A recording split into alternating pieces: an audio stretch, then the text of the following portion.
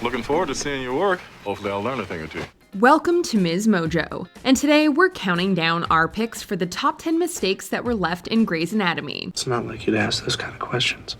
It's not like you not to have the answers. For this list, we'll be looking at it all, from medical and continuity mistakes to dry jeans and a visible wire. Hey, nobody's perfect.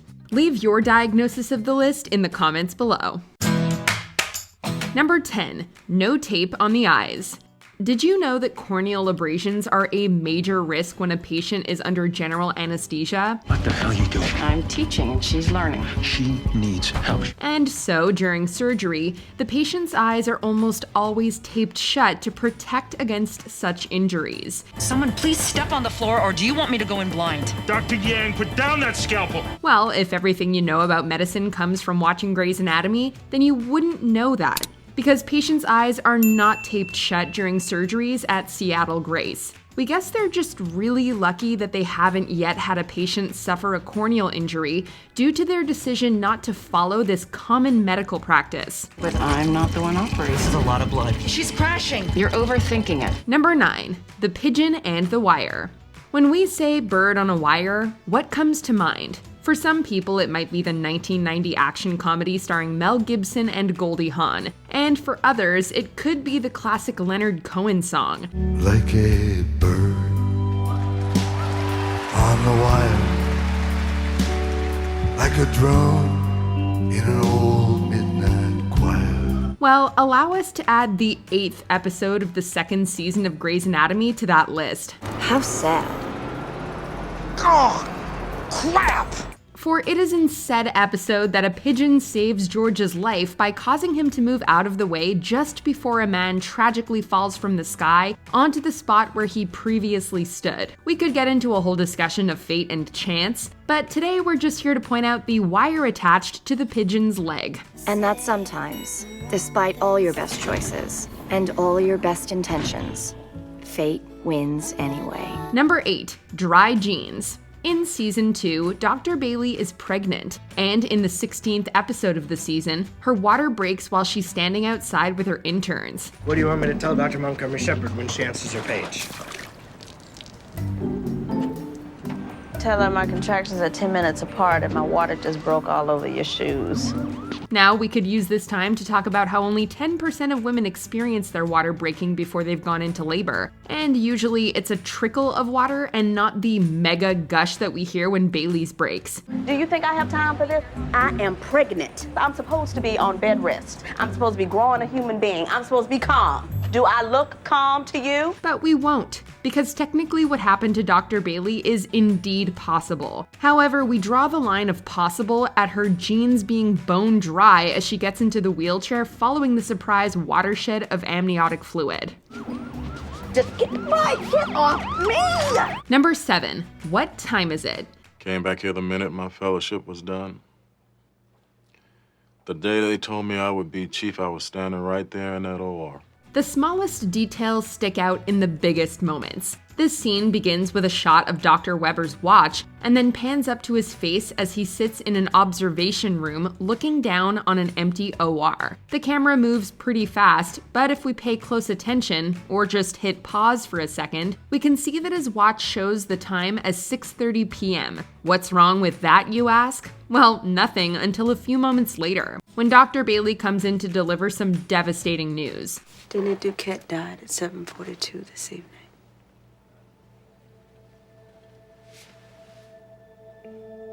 Damn it. Maybe Dr. Weber is one of those people who sets their watch back over an hour so that he gets places early. Yeah, I have the answers, but I can't tell them to you. Number 6, Burke's missing blood. Doctors can sometimes perform miracles, but making a pool of blood disappear and reappear would, we assume, be beyond their abilities. I think so. But you're not sure. Not sure. As longtime Grey's Anatomy fans might remember, Dr. Burke gets shot near the end of the 2nd season, and when Dr. Bailey finds him on the ground, there's a pool of blood by his head that continues to get bigger. I need some help! However, at one point, we see the scene from a low angle, and that pool of blood is barely there. But cut to the next overhead shot, and it's back. Yeah, we'd say that's a pretty noticeable continuity error. I'm fine. You need to lay down. You've lost a lot of blood. I'm fine. Number 5. Fire, no fire. Season 13 ends with a fire on one of the upper floors of the hospital, trapping surgical resident Stephanie Edwards and a young girl, Erin. It's okay, it's okay. You're okay, all right? You're okay, we're okay.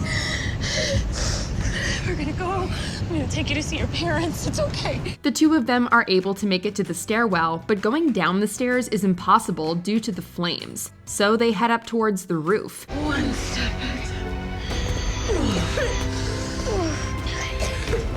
One step. Here we go.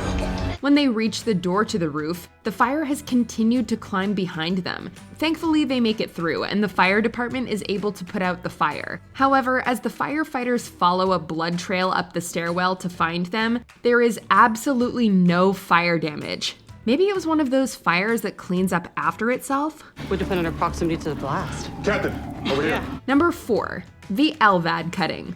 The Izzy Stevens-Denny Duquette love story was one of the most memorable storylines of those early Grey's seasons. And it was an emotional moment when Izzy cut Denny's LVAD wire, essentially stopping his heart in order for him to get priority for a heart transplant. But when Denny ended up dying from a stroke and Izzy confessed to what she'd done, she was fired.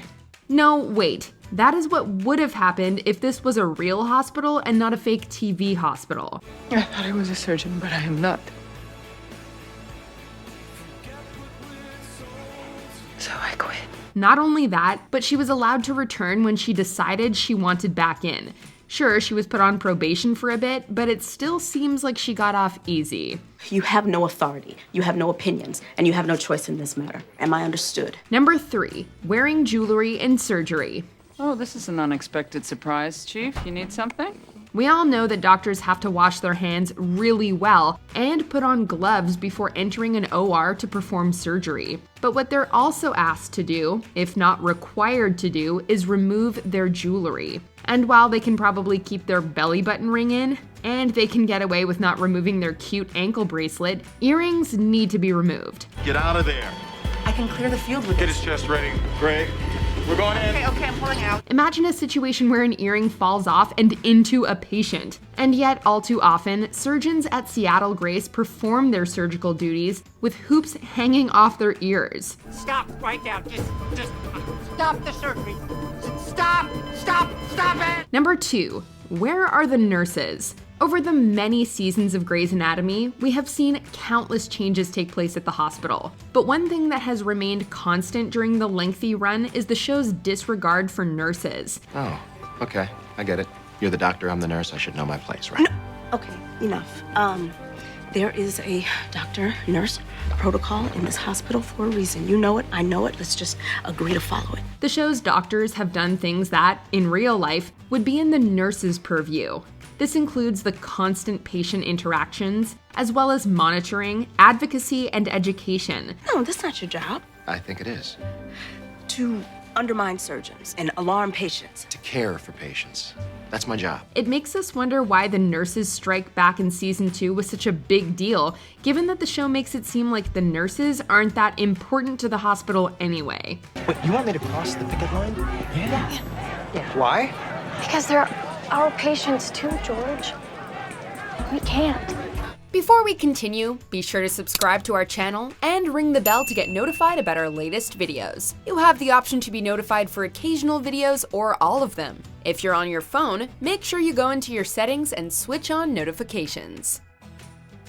Number 1, psoriasis isn't cirrhosis.